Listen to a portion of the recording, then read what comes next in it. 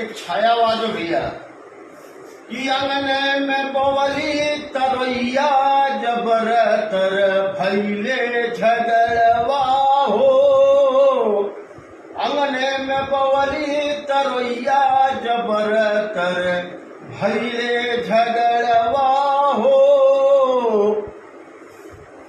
तो जब सरपुटिया लगाए अपने अंगने में, लेकिन उन गाय के अब है कि पौधा बढ़ल जाए के फर दूसरे के अंगना। पौधा बढ़ल तो फरल जाए के दूसरे के अंगना। तो जब तोड़ेंगे तो पड़ोसी आंगन वाला का कहता कि मेरे अंगने में, अरे मेरे अंगने में तुम्हारा क्या काम है। तो हम कहे कि तेरे अंगने में हमारा बड़ा काम है।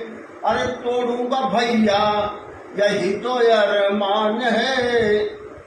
जब तोड़ने का नाम लिया तो पड़ोसी आंगन वाला बोलता है कि ये सुरपुटिया मेरे आंगन में खड़ा है इसलिए मेरा है। तो बताओ जो साहब ये किसका है। तो मेरे अंगने में तुम्हारा क्या काम है। मेरे अंगने में अरे जिसकी बीबी लंबी उसका भी बड़ा नाम है। जिसकी बीबी लंबी उसका भी बड़ा नाम है। अरे कोठे से लगा दो तो सीढ़ी का क्या काम है। कोठे से लगा दो तो सीढ़ी का क्या काम है।